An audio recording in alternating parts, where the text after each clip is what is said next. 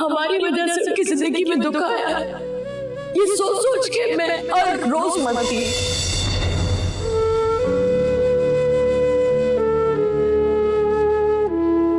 हम वो जिंदगी जो अरसे एक दूसरे के साथ जीते हैं और आखिर में जीत मौत जाती है। किसी के जाने के बाद ना चाहते हुए भी हम उनके आखिरी लम्हे बार बार अपने जहन में दोहराते हैं। अगर हमारी वजह से हमारे बेटे अरसलान की शादी टूटी ना, तो आप याद रखिएगा, ना मैं कभी आपको माफ कर सकूंगी ना खुद को।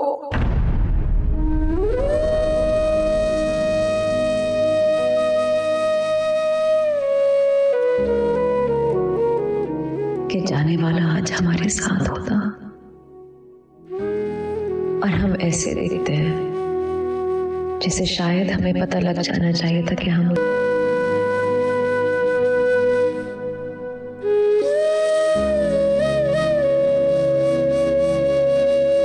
सब कुछ बदल जाएगा और ये तल्ख हकीकत हमारे सामने खड़ी रहती है कि जाने वाला जा चुका है और आइंदा वो कभी नहीं आएगा।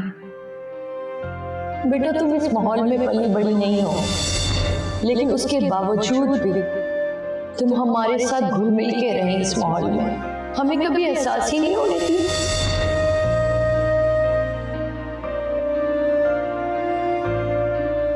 अम्मी के जाने का दुख सबसे ज्यादा दो लोगों को था, शम्स अब्बू और मुझे,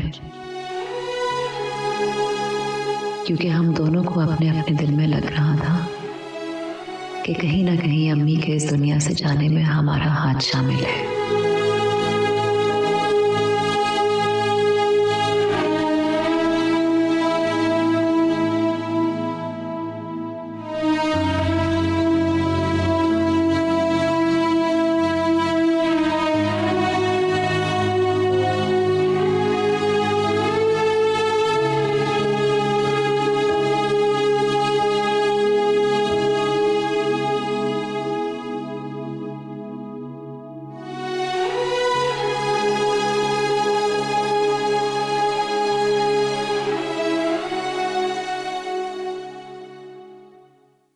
नूर, अब खुद को कसूरवार समझना बंद करो। अम्मी की जाने की वजह तुम नहीं हो।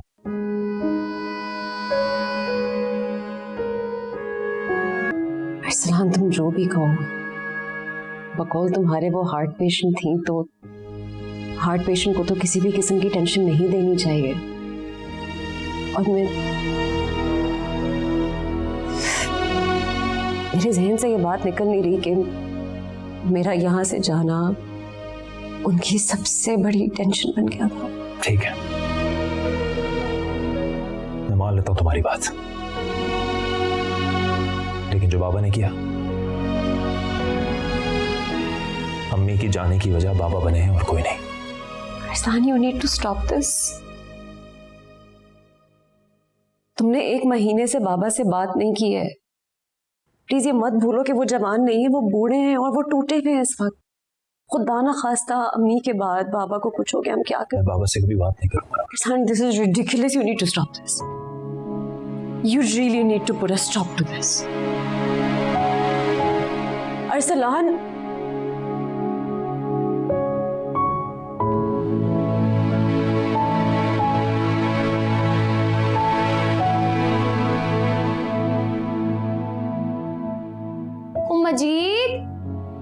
मजीद क्या हो गया? अभी तो तुमने नाश्ता ही नहीं किया है। देख मेरी बात सुन, अम्माई को गए हुए ना पूरे 30 दिन हो गए। अब बस कर देना ये सोग, जाके दुकान खोल है, ये सारा सारा तुमने ही संभालना है। जानती हो, रोजाना मुझे नाश्ता तो तुम दिया करती थी, लेकिन जब भी मैं काम के लिए बाहर जा रहा होता था ना, तो अम्मा मुझे हमेशा रोक के पूछती थी, मजीद बेटा नाश्ता किया? यूं लगता था जैसे मैं कोई 7 साल का बच्चा हूँ जो स्कूल जा रहा है और उसकी माँ पूछ रही है, बेटा स्कूल के लिए टिफिन रख लिया? चल ना मुझे, अब बस कर दे, हो गया ना। तो अम्मा का दिल दुखा रहा है इस तरह रो के। चल नाश्ता कर ले, हम सबको तेरी जरूरत है। चल बस जल्दी से उठ, हैं आंसू पोंछ, चल नाश्ता कर, मैं अब्बा जी को चाय देकर आ रही हूँ। चल खत्म कर नाश्ता।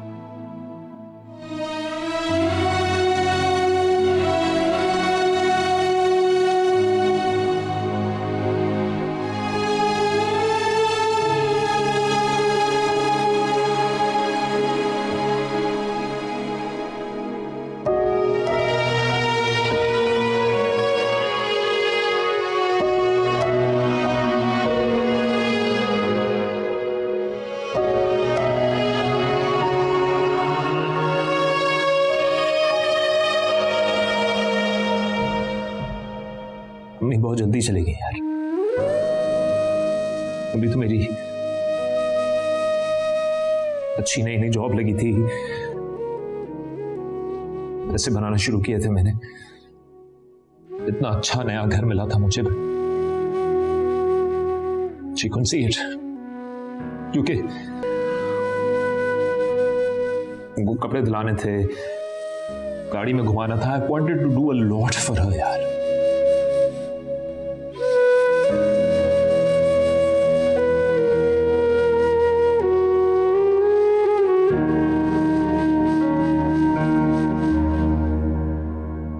जब मैं पहली बार इस घर में आई थी ना, आई वॉज सो एंग्शियस। हर वक्त मैं सोचती थी कि इस घर में कितने फर्द हैं और ये सब एक दूसरे से तंग नहीं आते इतनी छोटी सी स्पेस में। लेकिन फिर वक्त के साथ आई रियलाइज्ड कि इस घर की रौनक ही इस शोर शराबे से है।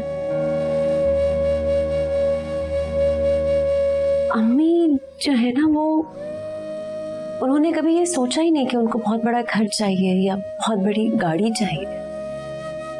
उनकी जिंदगी की सबसे बड़ी खुशी यही थी कि उनके सब बच्चे खुश रहें।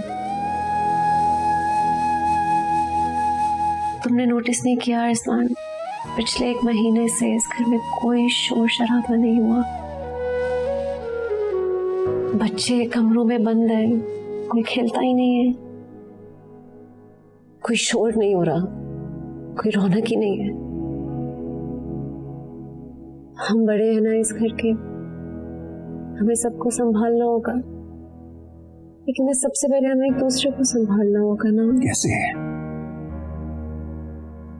और कैसे संभालूं खुद को? मेरी मां मर गई है,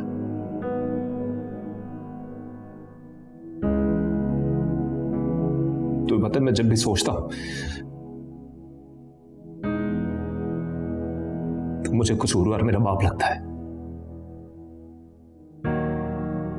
क्या कि उसने सारी जिंदगी पैदा किए जाओ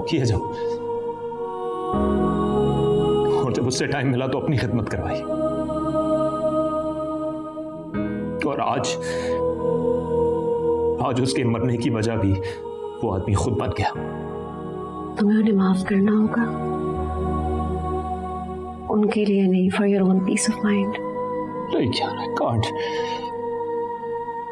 can't do it। तो फिर तुम में और उनमें क्या फर्क रह गया? अगर वो गुस्से वाले तो तुम उतने ही जिद्दी हो। तुम और कुछ ना सोचो, तुम अम्मी का सोचो। तुम ये सोचो कि वो इतनी दूर जाके भी तुम सबसे बहुत प्यार करती हो। नूर, लेकिन जो मेरे दिल में जो गुस्सा है उसका मैं क्या करूं? नहीं हो रहा ठंडा वो। मैं अपने बाप को कभी जिंदगी में माफ नहीं करूंगा। चलो यार,